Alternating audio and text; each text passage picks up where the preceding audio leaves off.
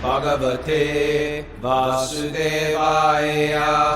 Om Namo Bhagavate Vasudevaya.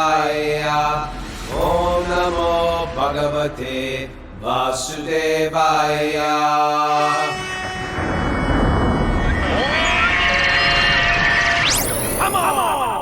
Live from Super Soul Farm, this is Wisdom of the Sages, your daily yoga podcast with your host, Raghunath, and co-host and senior educator at the Bhakti Center in New York City's Lower East Side, Kaustubha.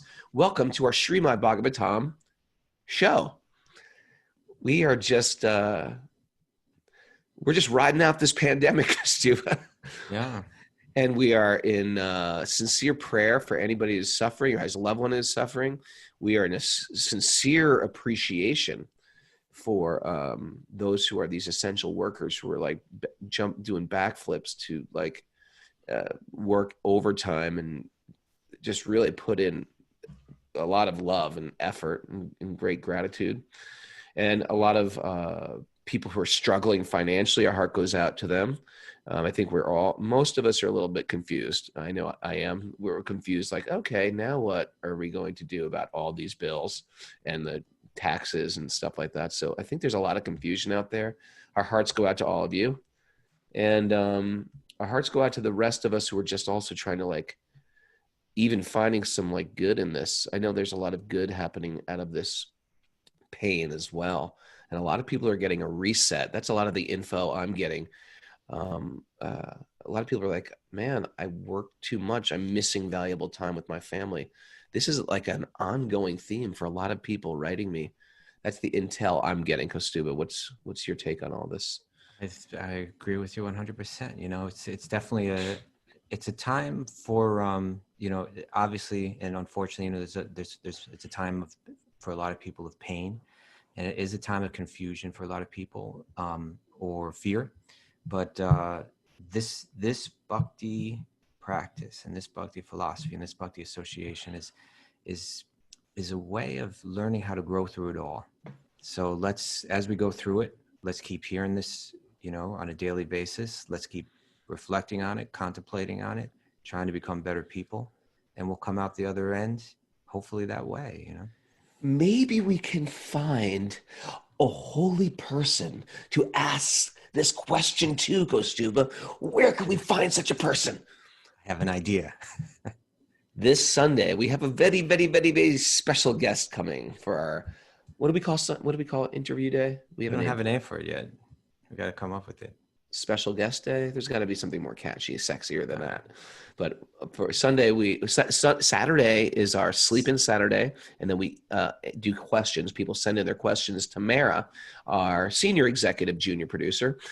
That's Wisdom of the Sages 108@gmail.com. If you have any questions on your bhakti path, send them to Mara. We go through them and we try to answer as many as we can on Saturday, Sleep in Saturday. And then Interview Sunday. We have a special guest on the show every Sunday. This is our new thing we're starting up. Last week we had wonderful Johnny Harrison, Kirtan singer extraordinaire. This week we have Raghunath Swami, and we're all super excited to announce Raghunath Swami, and we're going to ask everybody also to spread the word, because we want our Zoom numbers to go through the roof. We want people to, not just because I want to get a Zoom gold belt or something, UFC title Zoom belt. It's just because when you have great souls around like that, you want people to hear that message, because people who really have taken this path seriously, they're not ordinary. They're quite extraordinary. And just hearing them, even for a moment, can sometimes shift your whole consciousness. And when you shift your consciousness, you sort of shift your trajectory and how you move in the world. They say that even a moment's association with a great soul can change your entire life. And I find that to be true, Kaustubha. It said even 1/11th of a second. What is it? It's a lava matra. A lava matra. Isn't it interesting? They have a whole different way to measure time. Yep. Just one lava matra. We'll have many lava matras on Sunday. Yes, many lava muchas with Radhanath Swami, and he's going to be our special guest. Actually, 60 times 60 times 11, whatever that is, we're going to have that many lava mantras. Last night on Sweet Baby Krishna, we were speaking about a yojana, another 8 miles. Peculiar measurement in Sanskrit. They have a whole different way to measure things, measure time. Anyway, I want to thank everybody also. Yesterday or the day before yesterday, I made an announcement that we have a big live group today. There's 104 today. That's on Zoom. If you want to join us on Zoom, you email Mara. She gives you the secret code. And then but there's a lot of people, and the Zoom people, they're like incredible regulars. They're like sort of my new extended family. I see you more than I see my mother and my sister and my brother. We see you guys every day, and we get to know each other. But there's a lot of people out there we call the others. Now, the others, they're listening out there, hovering about, watching you all sometimes. But what's going on is they're like enjoying, but because I don't see them, it doesn't register. So yesterday I said, hey, if you're an other listening on Apple Podcast, if you're an other out there listening on Spotify or on YouTube, write us a letter. And then we just got flooded with a bunch of beautiful emails. It was so nice. So I'm saying this again today. If you're an other out there and you're appreciating the show, let us know, because we need encouragement. We need encouragement as well. But no, I have some worth. So, okay, I'm going to give you a little encouragement right now, Raghu. You ready?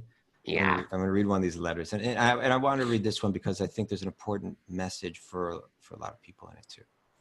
Okay. Are you ready? Yes. I'm not going to say who sent it, but I'll just read it anonymously. Okay. It says, hello, I have so much to say, and I don't know where to start. First, thanks for taking the opportunity to go on Rogan. It changed my perspective on life. I remember being a teenager, messed up on drugs and booze, in clubs like Unisound in Reading, Pennsylvania, listening to straight edge bands blitzed out my mind. The sad contrast of my early life. When I heard you on Rogan, I remembered a shelter show I was at in Philly at a warehouse party. You remember that, Rogan? No. Or maybe there are many of them. My friend and I hogging a keg while you and your band played on a small stage. Hogging a keg? Hogging a keg. Okay. I heard that. I heard that podcast, and all I could think was I was there, meaning I had a chance to live differently, to pursue different goals, but instead I chose fear-based goals, pursuing wealth for security. That's really interesting, right? Like I had a chance to make one decision in life. I went another path. I was a peer of yours in a sense. You were singing and I was running into people, but we were in the same space and at the same time in the same scene. But you chose your path and I chose mine. And there's a large part of me that wishes I chose yours.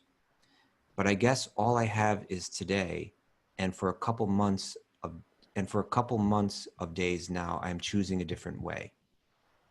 Well, I did get wealth and I lost it. I started meditating and I had an awful memory come back to me, terrifying. Had been suppressed since it happened. I'm sober 14 plus years now, and that memory helped me understand how I became a drunk. And now I'm focused on different goals. I'm reading Vedic literature. I've given up meat, although I was only eating poultry before. I'm living to grow spiritually, internally, and for the hope of service to others, which ties in nicely to my recovery program. I wanted to say hello and thank you. I'm currently one of the others listening to the podcast on Stitcher. Thank you for all you're doing, Raghunath. So, wow. It's a powerful letter, isn't it? It's a powerful letter. It's so much. The guy's got so much clarity. What I wanted to share in regards to this is that, I've had experience with my friend Jiva. I don't know if Jiva's here today, but she is. Because we were friends when we were kids, and then we didn't really see each other for like maybe 30 years, and she had gone one way and I'd gone another. And we come on here and we had this whole background where we lived as monks in all these years and so on. And people might think, yeah, I wasted all this time. I wasted all this time. And I understand that, and in one sense, that can be a healthy way to look at it if it spurs one on to make the most of the rest. But at the same time, this is the point that I want to share, that we get realizations from our life, including our mistakes. And if by hearing Bhagavatam and hearing Bhakti philosophy, one can get a very clear perspective on the mistakes that they've made in life, then in one sense, you've turned it into a valuable experience. And that's what I'm hearing coming through this letter.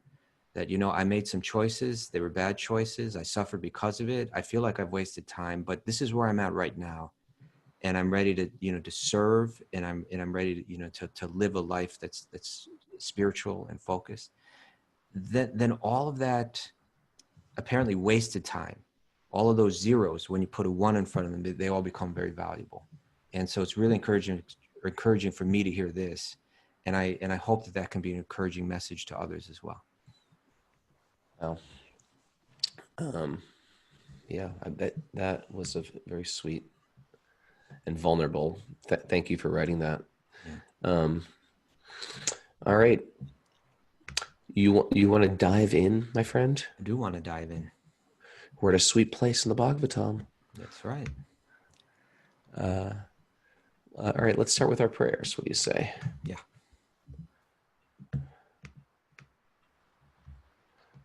Narayanam namaskritya naram chaiva narottamam devim saraswatim vyasam tato jayamudiraye.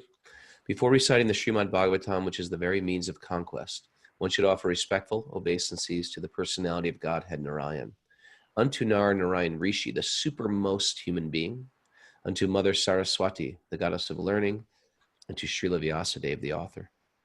Nasta prayeshva badreshu nityam bhagavat sevaya bhagavati utama shloki bhaktir bhavati naishtaki. By regular attendance in classes on the Bhagavatam and by rendering of service to the pure devotee, all that is troublesome to the heart is almost completely destroyed, and loving service to the personality of Godhead, who is praised with transcendental songs, is established as an irrevocable fact. Om Jnanatamurandasya Gyananjana Shalakaya Chakshurunmilitam Yena Tasmai Shri Gurave Namaha. It's really true, man. It's like whatever we've done in the past, it's over right now. It's a very beautiful thing about bhakti is like our past does not equal our future. It doesn't have to equal our future anymore. We can rebirth ourselves right now, no matter where we were at. It's actually quite exciting. Like so many stories, actually, traditional stories, right? You got in Bhagavatam, you have Ajamil, Bibala Mangala Thakur, so many who screwed up in life in a big way and then turned it around, and with a very deep conviction that grew out of those mistakes that they made. Can I tell you a funny story? I might have even told you this. I was once, when I was a brahmachari, a monk, I was leading a kirtan. We used to do these kirtans in Philadelphia every Wednesday night in a Bhagavad Gita class, all the guys in the band. Down at above the restaurant there? Yeah, on South Street in Philadelphia. And we'd have a big kirtan every Wednesday night, and so many like kids from the straight edge scene and stuff used to come. Haryashva used to come there, and then we'd go up and have this huge kirtan inside, and then Haryashva would make this incredible feast every week, and then I'd do a kirtan and a Bhagavad Gita class, and we'd wind it up. Good times. Great times. One of the best times ever. And there was this one, generally, a bunch of kids, we had a lot of kids that hung out with us back then at the ashram.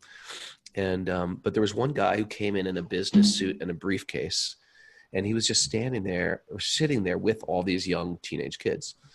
And I was singing one song. I can't remember what it was, but it was some like, you had to be sort of like, you had to know the songs to know the words, but this guy knew all the words to the songs. And I'm thinking like, okay, who is this guy? He must know something about this stuff, even though he's in this business suit.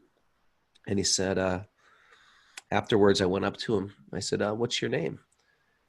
He said, and he had a devotee name, a Sanskrit name. And I said, what's your story? And he said, I got initiated by Swami Prabhupada in like 1972. And I was incredibly like devoted and connected. I became a monk, and I was like a serious monk for 3 years. And then I just left. I just disappeared. And I ended up getting married, had a family, and I've really put my whole spiritual life on my back burner. And then I've been having for like the last year these horrific nightmares so bad I didn't even want to go to bed at night. And I was just Wow. like listening to the story. And then he said, and then one day I had this dream that Prabhupada came to me in a dream, and he just looked at me. He didn't say anything. He just looked at me. But the look was sort of like out of compassion, like, what are you doing? Where are you? I'm looking for you. And after that dream, all my bad dreams stopped. It was just over. And I knew I had to find these bhakti practitioners again. I had to find these people following a bhakti path. And after that, I just looked it up, and I live in the Philadelphia area, and I found you guys. And this is my first time I come back in many, many years. Wow. A crazy story? Yeah. That's great. Oh, good stories. Someday we have to, I don't know, have the dream show. We share all these dreams. The dream show is good. The dream show. Or, another good theme for a show is people you meet like that. Mhm. Like peculiar people you just meet on the street that had experiences like that. I met a homeless guy. Let me just tell you the story. Here we go. I'll go quick. You can read this. It's a good story. I was living at 26 Second Avenue. After I was a monk, I was still like living in an ashram, and I was living at 26 Second Avenue. And every day, me and this guy, Luke, hardcore kid, we used to. You should say 26 Second Avenue is like the storefront original temple that Srila Prabhupada started on the Lower East Side, right? It's the original temple that it started off. You're And then sleeping in there. Yeah. And so I was living there, and it didn't even have a bathroom, like a shower. We'd have to take a bucket shower in a bar, like in a bar. At the bar, they have like trays, like they carry glasses in a bar. I used to take a bucket shower in that bathroom on one of those bar trays. That's how I would, because there was so I'd do that every morning. And I had one brahmachari I was training. And every morning for our morning program, we'd chant with the drum all the way to Tompkins Square Park, which is around the corner. And that's the original park that Prabhupada came to in the 60s. It's the park that we hung out in the 70s. And we'd chant there, and then we'd sit there, chant japa, and then we'd chant coming back. So it was very early in the morning, like 5 in the morning or 5:30 in the morning. We're chanting, and it's very dark on the Lower East Side. Still had an element of sort of like perhaps danger. And sometimes in New York, on garbage day, there's a huge mound of garbage outside. So we're walking by this garbage path, and all of a sudden the garbage starts moving, like shaking. I was like, what the hell is going on? And a man jumps out of the garbage. And we just sort of got a little bit scared. And he looked at us and he goes, "Where's the Swami?" I said, what are you talking about? He goes, "The Swami, the Indian Swami. Where's the Indian Swami?" Now, you got to understand, this is where Prabhupada lived, and he would walk this path regularly also. So I said, "You mean Swami Prabhupada, Bhaktivedanta Swami Prabhupada?" Well, he died like in 1977. And he said, when I was a young man, I used to know the Swami. I used to hang out with the Swami. He said, every day he would walk this way, and I would help him carry things to the park. And then we'd go in the park and we'd all sing together. And I was like, wow, who is this guy? And then he said, "You know what? One day the Swami had me carry a gigantic pot of, I don't know what they were, but they were these squishy balls in syrup. And one day the Swami took one of these balls and shoved it right in my mouth. And he goes, I will never forget that Swami." Amazing. Where can you hear that story unless you hang out on the Lower East Side? Where are you going to get those stories from? It came right out of the garbage. Came right out of the garbage. Prabhupada gave him a glove jumping right in his mouth. And maybe it was in there to stay warm or something like that, or just to hide or something like that, He was probably just like sleeping on the garbage. Oh, That's what it's like a mattress. yeah, sort of soft. garbage bags, you know. Okay, Prabhu, why don't you read that? Why don't you start with reading the first verse? I've done a lot of talking here. Yeah. Did we do? We chanted. We did the prayer, so you can just dive in here. All right. So Krishna's leaving now, right? He's spent time with Yudhishthira and the Pandavas, and now he's about to go. We read the last verse we read yesterday was how Krishna bowed down to Yudhishthira. He embraced Bhima and Arjuna, and he received the bowing down and the obeisances of Nakula and Sahadeva, all 5 Pandavas. Okay, this is text Canto 1, chapter 10, text 9 and 10 together. At that time, Subhadra, who is Krishna's sister and Arjuna's wife, Draupadi, Kunti, Uttara, Gandhari, Dhritarashtra, Yuyutsu, Kripacharya, Nakula, Sahadev, Bhimasena, Daumya, and Satyavati all nearly fainted because it was impossible for them to bear separation from Lord Krishna. Okay, so this is a text that's speaking about, we can say rasa, each one of these people has a different flavor of love for Krishna, but that love is so deep that the thought of Krishna leaving them is just completely, what do you call it, rending the heart? It's just, they're having a very deep devotional experience. Would you like to, you want to read the commentary, brother? You know, my internet's a little sketchy right now, so why don't you read? You sound good, but you I'm do? happy to, yeah. You read. Okay. So Lord Sri Krishna is so attractive for the living beings, especially for the devotees, that it is impossible for them to tolerate separation. The conditioned soul under the spell of illusory energy forgets the Lord. Otherwise, he cannot. So in other words, it's only because of this very powerful energy of the Lord that one could forget him. The feeling of such separation cannot be described. We're talking about esoteric stuff, but it can simply be imagined by devotees only. After his separation from Vrindavan and the innocent rural cowherd boys and girls, ladies and others, they all felt shock throughout their lives. So that's describing when Krishna left Vrindavan, all the residents of Vrindavan felt shock for their entire life. And the separation of Radharani, the most beloved cowherd girl, is beyond expression. Once they met at Kurukshetra during the solar eclipse, and the feeling which was expressed by them is heart-rending. Hey, I just said that, heart-rending.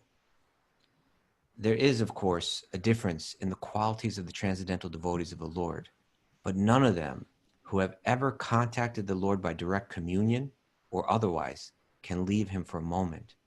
That is the attitude of the pure devotee. Speak to me, Raghu. Speak to me. It's beautiful. I'm just appreciating.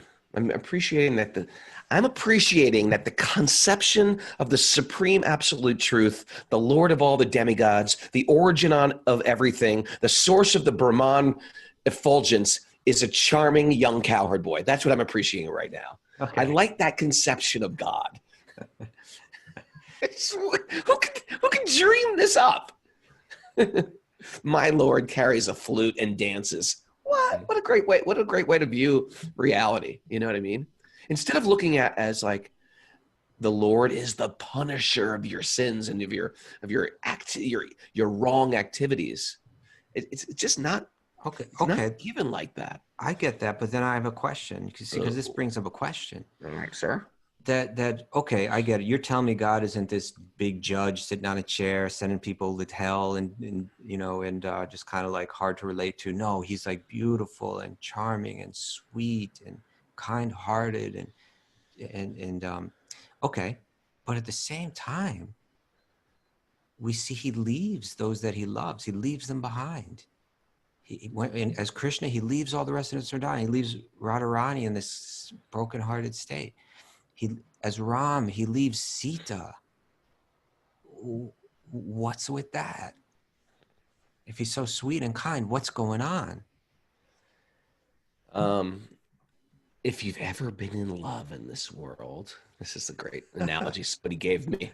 I sound like I'm one of your kids and you're giving me a little talk right now. Now, son, if you've ever been in love in this world, there's some special thing about when you see your beloved, like your beloved flies in from Los Angeles and I'm so happy to see you and you're charmed, but there's something about when your beloved leaves. And if you've ever sort of like missing your beloved, then everything, oh my God, look at that white Toyota.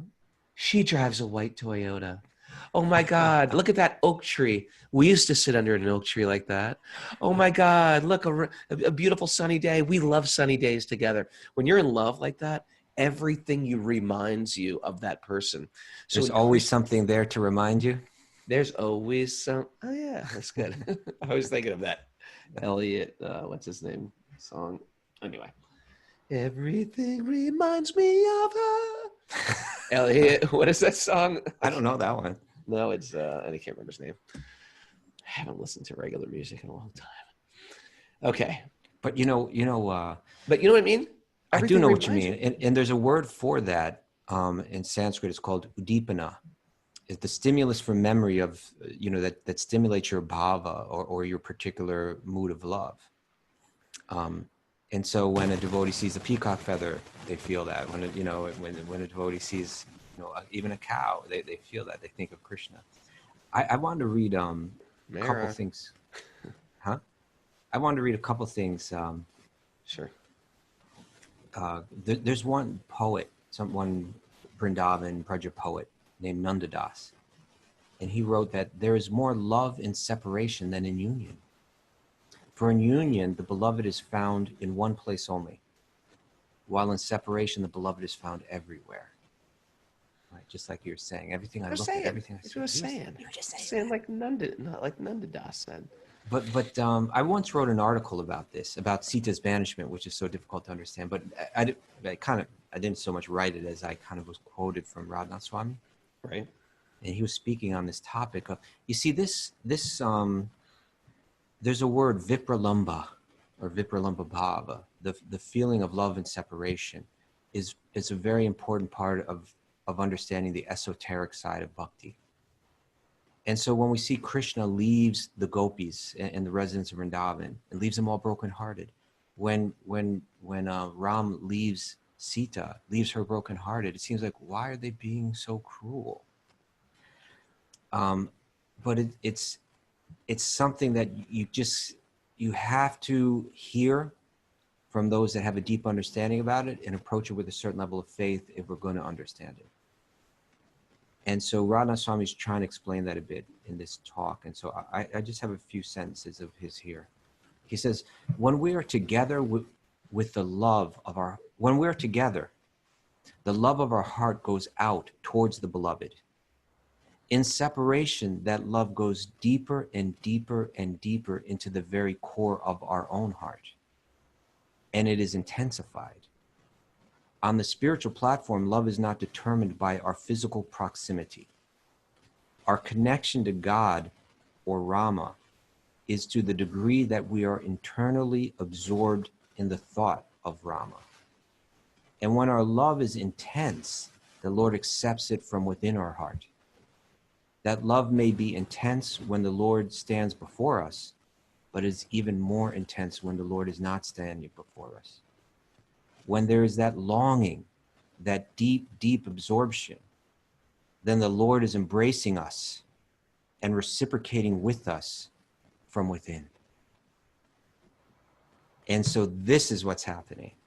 That when Krishna leaves Vrindavan, when Ram leaves Sita, it's to take that love, send it within, cook it up, intensify it, and then they're not actually, even though they're externally separated, internally they're more united than ever. Cook me up some love. Cook it up, and there's sometimes this analogy used of dry ice. That it seems like it's cold, but you touch it and it burns. It's the best material analogy you can get to try to understand it. It seems like they're suffering, but actually they're very deeply absorbed in the most intense divine love and bliss. And so that's what this verse is beginning to describe. Krishna's leaving now. Krishna's going to go away. These people have been with Krishna. Now he's going to go. It seems, they're all going to faint. Boy, it must be so sad and they're suffering. But actually, what Krishna is doing through this is he's intensifying the love that they have, the bliss that they have. I think it's safe to say that everybody on our own spiritual path, I'm seeing these people on Zoom that have been around for a while, and we've experienced this thing like, I'm totally inspired by this.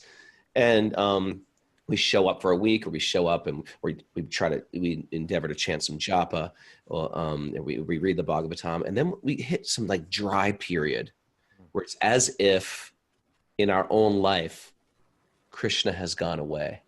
It was really sweet. It was real. I've seen devotees been into this for many, many years, and all of a sudden there's this dry period, and it's Krishna is leaving us, and it's almost like we're left in this fork now. And the first part of the fork is like, was it all real? Did I fabricate it? Was I in a cult? Was I just convincing myself? Or Doubt set in. Doubt set in. Well, maybe this is too like, maybe I got to be more realistic with the real world. There's so many good. Maya will give you so many good excuses, isn't it? Maya is there to give you good excuses to do bad things. Yeah. But at those forks where Krishna disappears, he wants you to see, are you going to choose illusion, or are you going to choose Krishna? And if in those times that are tough, that you just say, Krishna, I'm going to just choose you. What happens is you puncture through that ceiling. You're going to hit ceilings in your spiritual life. Krishna's going to disappear. That taste is going to disappear. And that's when you show up anyway. That's when you just show up anyway. And that makes you go through to this next level, that dark night of the soul. Expect it if it's not there. If you're here, and I do see this all the time, and I also see it with my own life. Especially people are like incredibly excited and fired up, or they come to India with me or something, and totally inspired. And all of a sudden, when they're practically feeling like, I think I'm a liberated soul. It's been only a month now, but I think I'm liberated. The universe will throw such a hurdle in front of them that they have to put everything that they've learned to practice immediately, or else they will revert back to old habits. So expect it. And what it's happening is Krishna is slowly luring you out of the material world. That's it. He's slowly luring you out of the material world. That's how I've noticed it in my own life, but I also seen it in the students. Have you had those times, Kaustubha, or are you just always just inspired? Does it ever happen to you like that? Or do you just wake up, Haribol? I understand what you're saying, that there are times where we have complete clarity and conviction, and our faith is rock solid, right? We're just like, this is it. There's no doubt that this is it. I totally get it. This is great. And then, and we could at some time discuss why that might start to slip away, how that might start to slip away.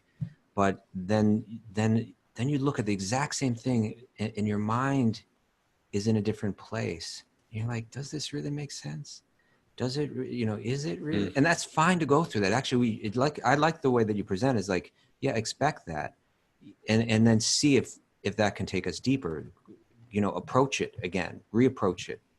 But there's something there, like something to what you're saying, that if we can think back, if we can remember that time of perfect clarity, then it's like you're hanging onto a thread. I'm not feeling it right now, but I remember what it was like to feel it. Let me hang on to that, and then you kind of pull yourself back, Right. And that clarity can come back again. I have a good Maya mantra. Whenever I feel like a big dark cloud of Maya, it's like, what are you doing? Do this. Don't do that. Do this. Maya's always like, come on, play. Like knocking on the door. Can Raghunath come out and play today? I always just say, think it through, Raghu. Think it through. It's such a good mantra. Think the whole damn thing through. Think it through. You want to try that? Think it through from beginning to end. Think how it ends. It's such that's another good tattoo. Anyone looking for a good tattoo? Think it through. Nobody's going to get that tattoo. Nobody's going to right on your forehead. Think it through. It's a thing now. Everyone just, their bodies are filled with tattoos. They only have space on their face, and people are going to the face now. Right on your forehead. Think it through. Don't do that. There's better stuff you can tattoo to think it through. Come on. Think it through is a good one. Anyway, it might resonate with some people out there. If you like Think It Through. All right. If you like it, do it. Do it, yes.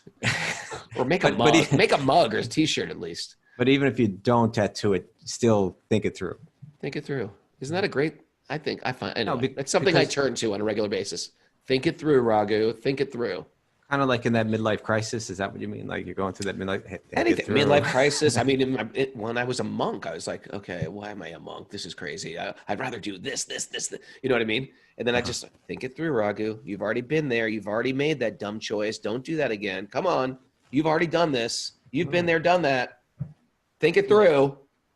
Does that make sense? I got it. Does anybody relate to that much? Am I just the only one here? I'm not seeing any hands go up. Elizabeth raised her hand. Okay. Thank you, Elizabeth. Me and Elizabeth, think it through. We're getting that tattoo, Elizabeth. No, I like it. I'm with you. Think it through. Okay. All right. Okay. Where are we at? We're at text 11 and 12. Okay. Shall I read? You? Me? Whatever. You. I like your voice. The intelligent who have understood the Supreme Lord in association with pure devotees and have become freed from bad materialistic association can never avoid hearing the glories of the Lord, even though they have heard them only once. How then could the Pandavas tolerate his separation? For they had been intimately associated with his person, seeing him face to face, touching him, conversing with him, and sleeping, sitting, and dining with him. Right? They were so blessed with his association. It's saying that even just through hearing about Krishna, one can feel separation from him. What to speak of the Pandavas who were so intimately connected with him. Imagine being intimately connected with Krishna on the planet, like the Pandavas, and then he leaves. Oh, it's like, what? Don't go. By the way, Scott Mueller says, think it through before you get a tattoo on your face. Okay, that's good. Think it through. Good one. Okay. Yeah. But okay, so that's just that's why that's why can't I think of his name? Who's speaking the Bhagavatam right now, Raghunath? Not Parikshit. Shaunaka. Sutta Goswami. No, Sutta Goswami speaking it to Shaunaka. Sutta Goswami. So he's saying it, just imagine they had this deep love and association and intimate connection with Krishna. Now he's leaving. Okay. Imagine you seeing Krishna every day. Where's Krishna? What's he wearing today? What's Krishna? Did you see what Krishna's wearing? Every day must be like fasting. Did you see oh my God. What did he wear? You know, there's people like that. Even in the material world, there's people like that. Like, wow, she really just put herself, like beautiful today. You look beautiful today. Like Krishna, did you see what Krishna wore today? Oh my God. Did you see what Krishna said today? He was so funny. Did you see what Krishna? He's so adorable, Krishna. Like I just can't imagine. And a parent knows, like with a baby, sometimes like little children, my son is always saying something cute and charming. He's like obsessed right now with ping pong. Like he's the ping pong champion of the family, he says. So he's walking around saying like funny things, asking funny questions. So a parent is like charmed with the child. Imagine how much more charming to have Krishna as your child. All that charm in your child is coming from Krishna ultimately, right? Yeah, it's a spark. Just like that story of when Brahma stole the cowherd boys, and the calves. Oh yeah. And so he thought they were gone, but Krishna just started manifesting. They were jiva souls, but then he started manifesting identical cowherd boys from his body. And then when they went home to the parents, and they were actually an expansion of Krishna. So all of a sudden, their child became thousands of times more charming than they usually were. And the calves were thousands of times more charming to the mother cows. Because Krishna became the calves as well. Yeah. And then there's this scene where nobody understands it, but the cowherd men are out. The cowherd men take the big cows out, the grown adult cows, and the boys take out the calves. And they go in their separate directions for the day, out grazing and playing.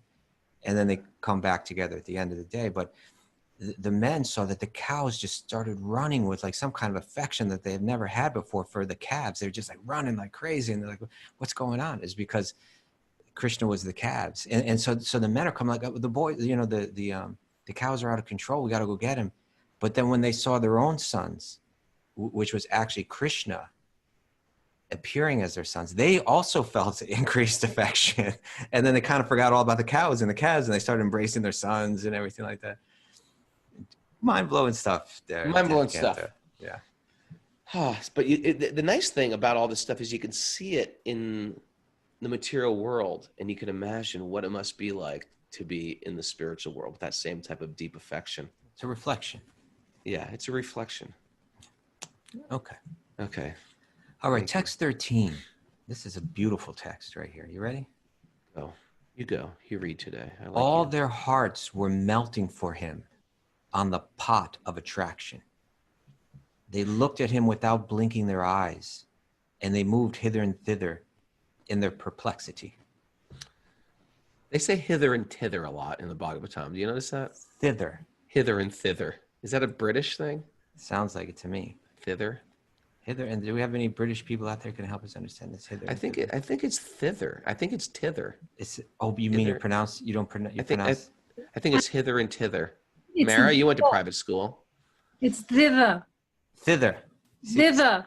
Thither. Thither. Maybe you should stick with tither. Thither. Thither and thither. Hither and thither. I don't think we can get it. That's a German. That's a German version, I think. What are you talking about? Oh, you're not German. You're British. Yeah. You're in trouble next time I see you. You've been hanging out in Switzerland too long. Maybe do we have Buckmanji here? Can she give us the Cockney version of it? I'm not sure Buckmanji's here today. I didn't see her on the way in. Okay. You want me to read the purport? Please do. It's a Krishna is naturally attractive for all living beings because he is the chief eternal amongst all eternals. He alone is the maintainer of many, many eternals. This is stated in the Katha Upanishad, and thus one can obtain permanent peace and prosperity by a revival of one's eternal relationship with him. That's so nicely put. Well, okay, hot seat, Raghu. I put you on the hot seat with this one before. Okay, did I which get is it? actually cruel, no, because you didn't get it. Okay, well, try me again. Maybe I got better. What's the Katha Upanishad verse that they're referring to here? He alone is the maintainer of... Nityo nityanam chaitanas chaitananam. And? Is that it? Yeah, that's it. All right, so come on, back off.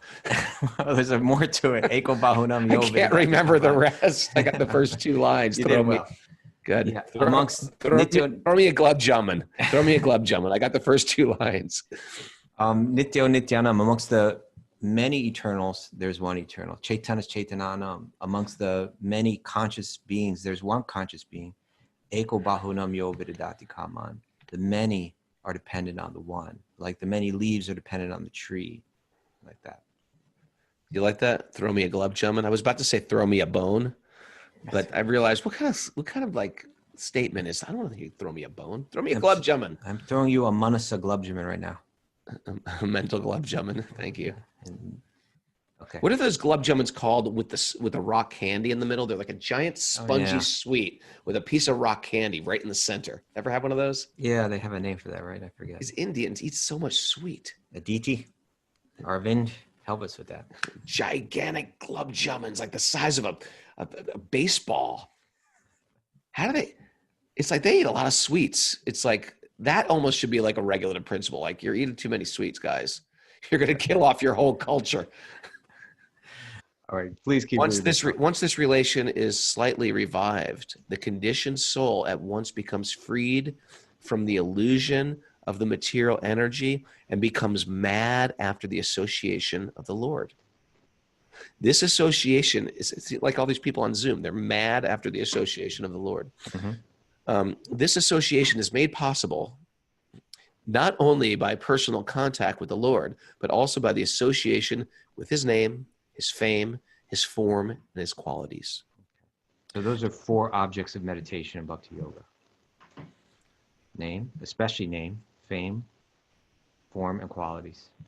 Fame means we generally say pastimes, right? Like his leelas. What do we say? Nama, guna, rupa. What is Leela. Nama, guna, rupa, leela. it? Nama, guna, rupa, lila. The Srimad Bhagavatam trains the conditioned soul to this stage of perfection by the process of submissive hearing from the pure devotees. That's beautiful, huh? Srimad Bhagavatam trains the conditioned soul to this stage of perfection. That's why I do this. I do this to train myself because I'm a conditioned soul. I'm a little lost in this material world, and the Bhagavatam wakes up what's already inside us. It's a great theology. It's already in us. We just forgot. We just fell asleep. Revive it. You just read this book and you can revive it. Yeah. But I just love the way it was said their hearts were melting. Right? Right.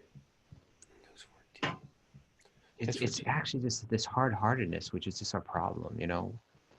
We're hard-hearted to others. Sometimes we're hard-hearted to ourselves. That's a big one. I'm hard-hearted to myself. We're hard-hearted to ourselves. We're hard-hearted to the animals. We're hard-hearted to the earth. Bhakti is just about softening our heart, you know, making that heart softer. And again, like all of the rituals, they're designed to soften the heart. All the songs, they're designed to soften the heart. Reading Bhagavatam is designed to soften the heart. And when the heart is soft, then it can feel these deep spiritual emotions. And that's what all these people are going through right here. Their hearts are just melting away. You know? Okay. It works. It works. It works. It works. The female relatives whose eyes were flooded with right. Sometimes I hit that doubt. Ever have that doubt? Sort of like, really? Are we sure about this? But what it really boils down to, it actually works. You might think like, you know, sometimes here's one doubt. I mean, I'm just being vulnerable and sharing some. Sometimes you think like, all right, this is really becoming thousands of years. People have been doing this thing. How do we know? You know, we play this game called the telephone game where I tell Kaustubha something and Kaustubha tells Mara something and Mara tells Kamaniya something and we pass it along. By the time we come to the end of the circle, you said something totally different. It's a children's game. We call it the telephone game. How do you know this stuff isn't just like the telephone game? It's just been lost over time. It's been reconstructed and repackaged and reworded, and it's actually not the same anymore. And it's like, why do I accept, like, why can't there be a telephone game going on with this? And I'm just opting into this whole elaborate raw thing that's actually been perverse from the top down. And then my answer to that one, if I think that one through, it works. It still works. It actually works.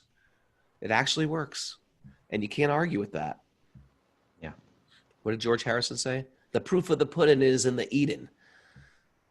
The tasting, yeah, right? And the tasting. Proof of the, what is it? The proof you of got the to open up the jar of honey and all of that. Yes. I like that one too. The female relatives, it always goes back to sweets, doesn't it? It does. The female, okay, what are we doing? The purport? You read the verse, right? We didn't read the purport yet. Did you read the whole thing? Did I even read this? No, you read it, you began to read it. Okay. The female relatives whose eyes were flooded with tears out of anxiety for Krishna came out of the palace. They could stop their tears only with great difficulty. They feared that tears, don't say tears for fears. They feared that tears would cause misfortune at the time of departure. Oh, this is, you see this, here they are, they're coming out, they have this love for Krishna, you know, it's so deep that tears are pouring from their eyes, but they're thinking within themselves, if we cry when he's going, that'll be inauspicious. We don't want to do that. So they're fighting it, you know, and that is just some special experience of love that they're going through, you know, some special experience of transcendental bliss that they're experiencing. Okay. There were hundreds of ladies in the palace of Hastinapur. All of them were affectionate to Krishna. All of them were relatives also. When they saw Krishna was going away from the palace for his native place, they were very anxious for him. And as usual, tears began to roll down their cheeks. They thought at that same time that tears at that moment might be a cause of misfortune for Krishna. Therefore, they wanted to check their tears. This was very difficult for them because the tears could not be checked. Therefore, they smeared their tears in their eyes and their hearts throbbed. Therefore, the ladies who were the wives and the daughters-in-laws of those who died on the battlefield never came in direct contact with Krishna, but all of them heard of him and his great activities. And thus they thought of him, talked of him, his name, fame, etc., and became affectionate also, like those who were in direct contact. Therefore, directly or indirectly, anyone who thinks of Krishna, talks of Krishna, worships Krishna, or becomes attached to him. How did I read that wrong? Therefore, directly or indirectly, anyone who thinks of Krishna, talks of Krishna, or worships Krishna becomes attached to him. Kaustubha, can you finish reading that while I cue up our goodbye song? Because we're getting close. Because Krishna is absolute, there is no difference between his name, here it is again, name, form, qualities, and here it just says etc. But nama, guna, rupa, lila in his pastimes. Our intimate relation with Krishna can be confidentially revived by our talking of, hearing of, or remembering him. It is so done due to spiritual potency. So this is important. What if we go back to this sentence earlier in the commentary, it says, but all of them heard of him. They had no direct contact with him, but all of them heard of him and his great activities, his leelas, his pastimes, and thus they thought of him. I heard the leelas and thus I thought of him, right? It's like you go from, Shravanam, Kirtanam, Vishnu, Smaranam, Padasevanam. You hear and then you remember. You hear and then you meditate. So they heard his glories through Bhagavatam, they heard his leelas, and then they thought of them, meditated on them within, and became affectionate also, like those who were in direct contact. So that there's no difference between hearing Bhagavatam and meeting Krishna directly. It's absolute. He says, because Krishna is absolute, there's no difference between his name, form, quality, etc. That's the time, my friend. That is the time, Mr. Kaustubha Prabhu. Thank you, Raghu Prabhu. Thank you, guys. I'm really honored to have everybody here this morning. We had about 106 people live, and we're excited about Radhanath Swami, who's coming this Sunday. Tell your friends for our interview day. Really excited. And thanks. This is community-supported. I was going to say radio, but community-supported podcast. Thanks for everybody supporting us through Patreon. It's patreon.com/Wisdom of the Sages. And if you enter there, there's tons of other classes on there you can listen to that are all saved and recorded. And we have an incredible community on the Discord group, which is our how we communicate with each other when we're just chilling out during the course of the day. And thanks for everybody listening on Apple Podcasts, Spotify, Stitcher, and all those other podcast places. Please go to Apple Podcasts, give us a 5-star review. It really helps our rankings and gets our name spread in the public, which we feel like this is a good thing. Let's spread it around. Thanks for everybody. This is my favorite time of it's actually my favorite time of the day, is when I dance in my seat and look at everybody else's faces dancing. And lip sync. And I don't just lip sync. I play air mridanga and air harmonium. So if you can't play harmonium or mridanga, you can always play air mridanga and harmonium. I tend to be one of the best air mridanga players ever. Could I see your air vina?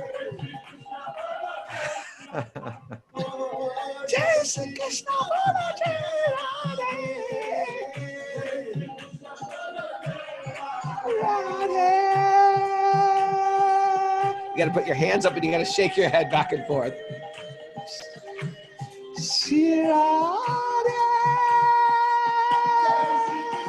Thanks for everybody joining us live on Zoom. If you want to join live on Zoom, it's wisdomofthesages108@gmail.com. You will get the secret code to enter. Jessica. Oh man, this chat board went out of control today, Kaustubha. This is like a novel. Thanks for everybody joined us late, also on Zoom. I gotta click back and see. Raghida, good morning. Carla, our coach, our counselor. DTG, good to see you. Tristram. Janama,